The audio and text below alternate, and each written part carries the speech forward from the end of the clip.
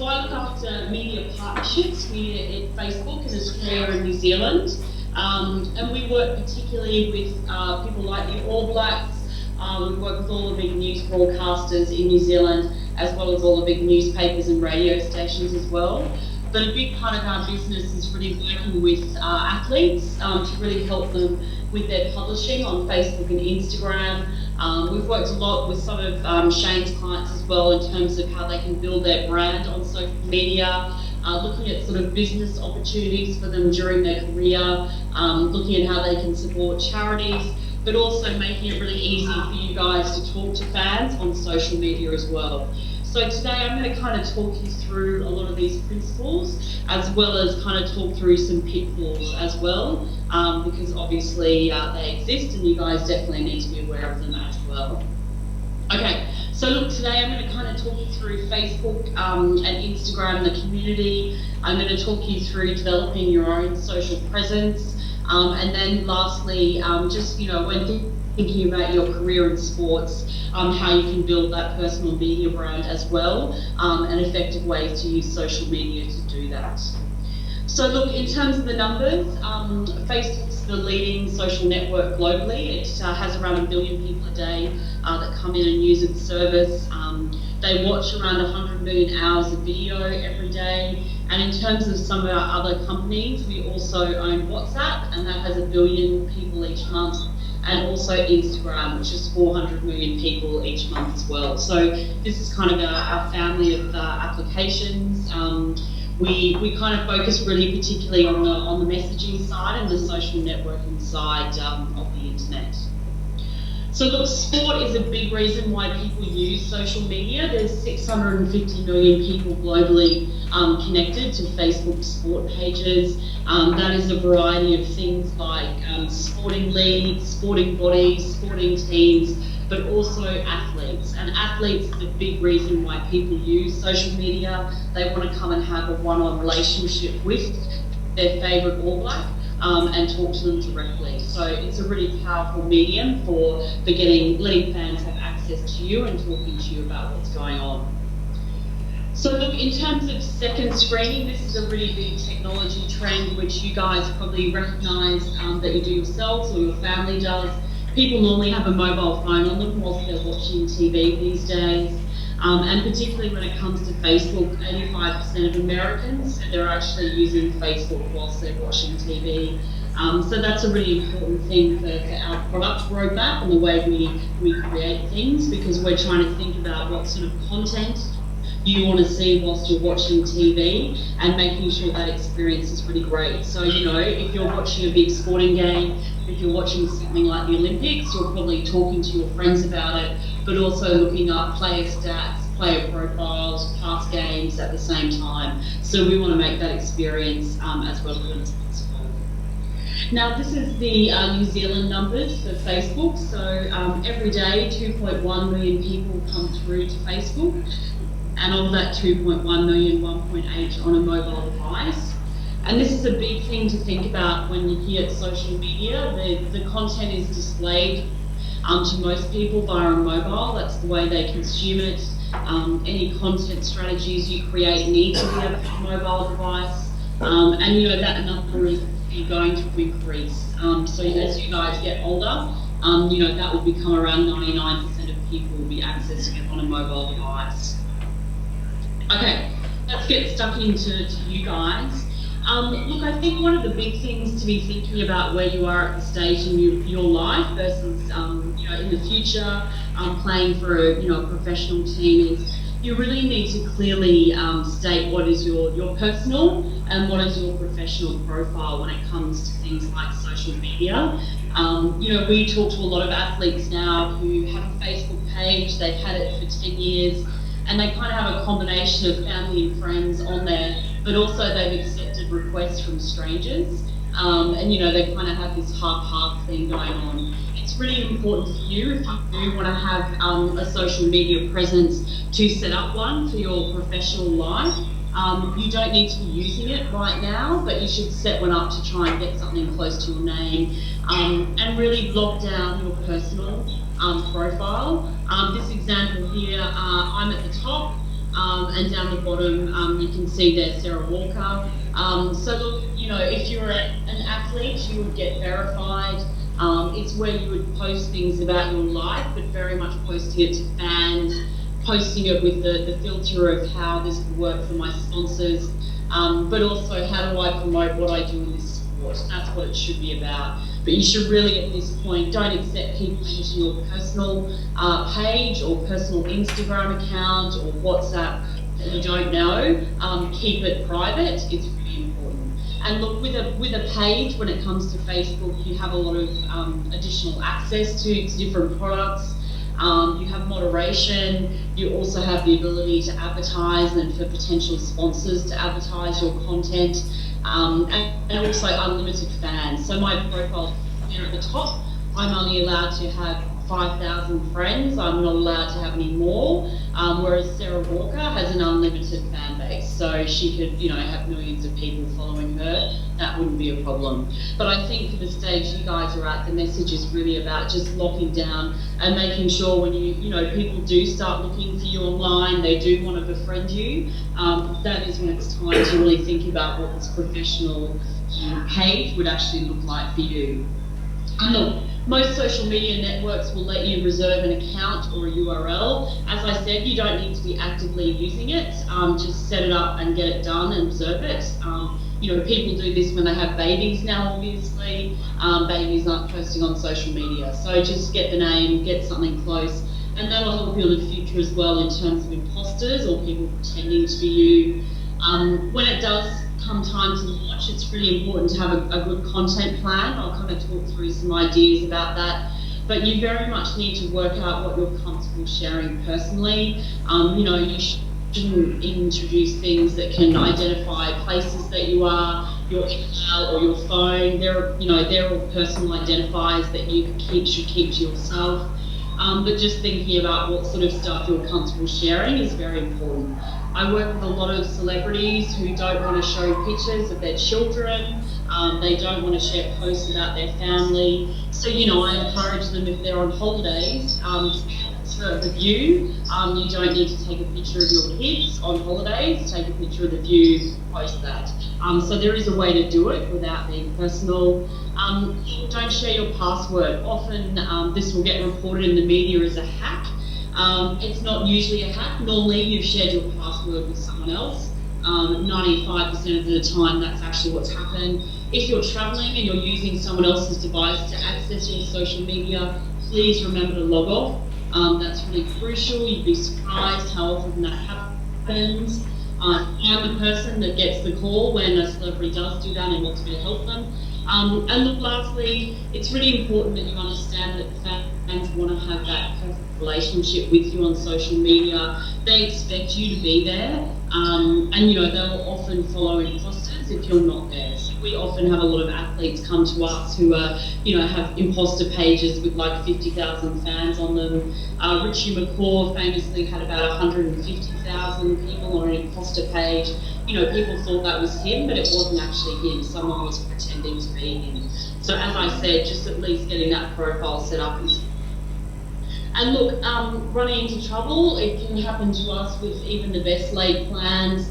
You know, firstly, just really think about what you're posting on social media. There's a lot of, you know, I guess people kind of think, oh, if I post something on Snapchat, it's going to disappear, people aren't going to see it. But, you know, you've seen so many cases in the media where something it'll be screen grabbed or reposted and it'll end up in the newspaper. So you've got to be thinking everything that you go up there can be used against you. You know, a really common sense way is don't respond to anything with anger. If you're angry about something you've seen, walk away, take a break. That's not the time to be writing a post on social media. You will often regret it. And look, silence is golden. It's a cliche for a reason. If you don't respond to something, what are the newspapers going to write about? They've got nothing to write about. So really, actually not responding is often a really effective tool. And look, ask for advice. You might know someone in terms of your coach, someone else that you've met in your travels that knows about these things. These are all kind of PR things, but important things to be aware of. Ask someone advice. But look, if you do make a mistake, you should own up to it. You should own up to it really quickly. 10 years ago, if you made a mistake, it would appear in the newspaper about 10 hours later. Social media is immediate. If you made a mistake and you know it, just admit it and move on. And look, if it wasn't you, if you had someone else that did it on your account, you should own up to that fast as well. And just blaming someone as your social media person is not really going to be an excuse. And there's loads of examples. You guys are probably familiar with many, famous examples of some of these.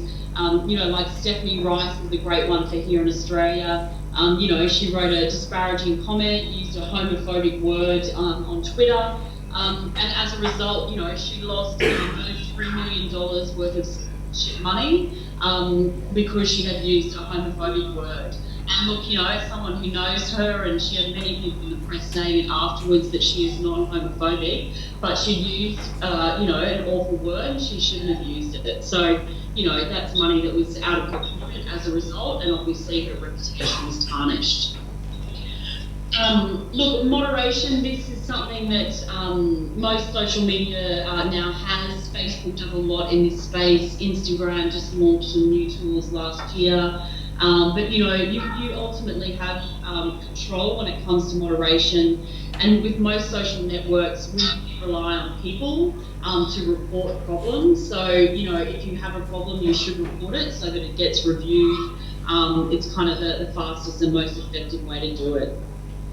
So look, effective strategies, we've kind of talked through the negative side.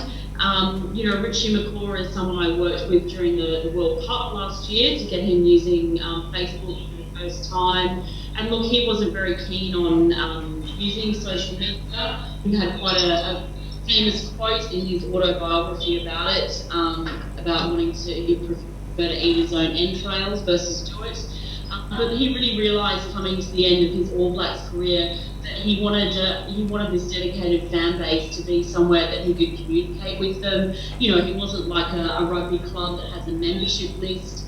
This for him is a way to go out and talk to those dedicated fans all the time. And he's obviously got different career aspirations now, and he's got this 500,000 rich community to go back and talk to, which is really great for him. And his sponsors, there's something they demanded as well.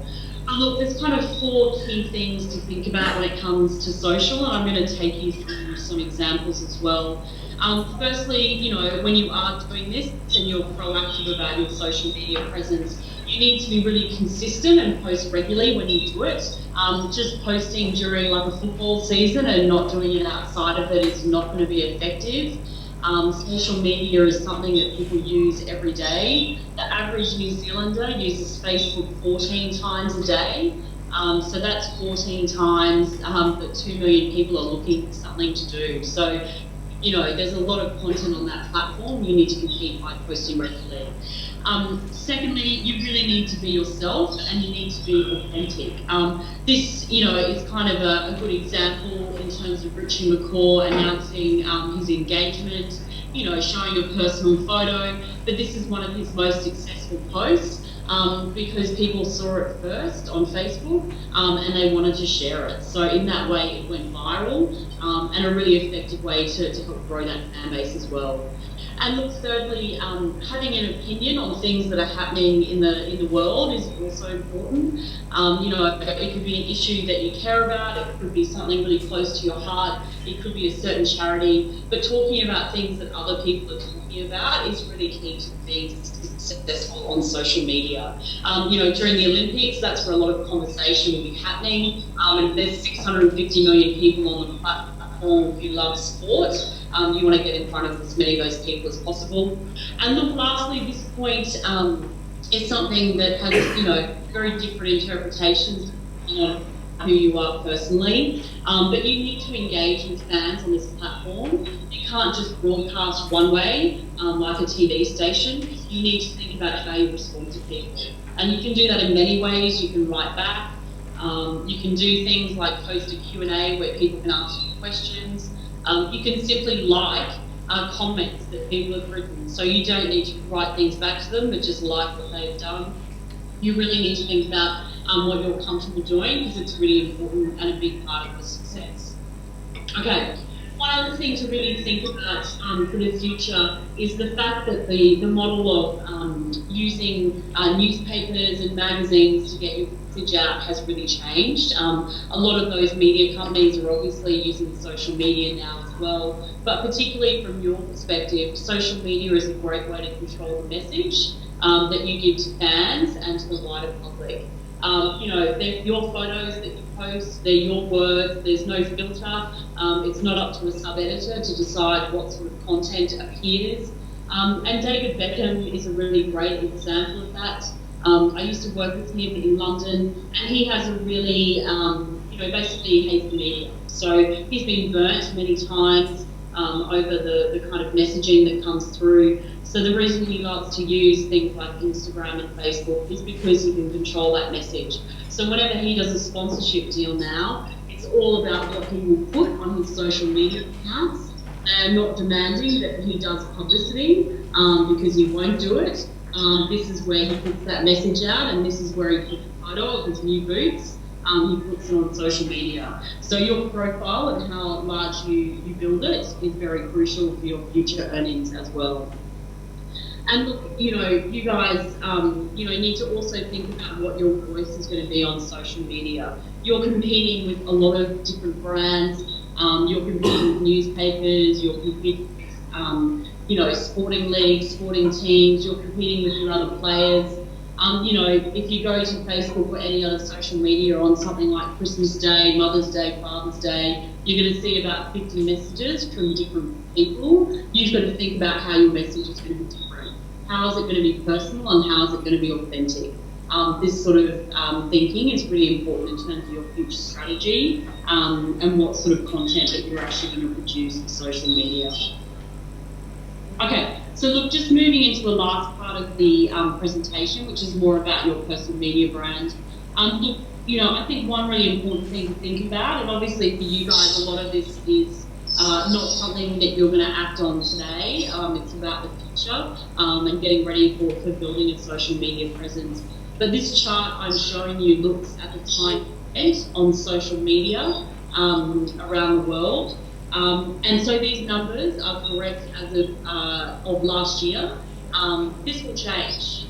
You know, this will change this month. It will change next year. It will change in 2 years' time. You know, this will go up and down. New players will enter the market. But for me, this is a really important metric for you to be thinking about. Where are people actually spending their time? And right now, they spend the majority of it on Facebook. Followed by Facebook Messenger, followed by Tumblr, Instagram, you know, Snapchat, Twitter, WhatsApp, LinkedIn, Google+. So just be thinking, you know, do you want to spend a lot of time, and you won't have time when you're training and playing professionally to spend it in all of these places and create content for all of these different accounts? You know, it's not a good use of your time. You need to be thinking about where the majority of people are and really focusing on getting it done right.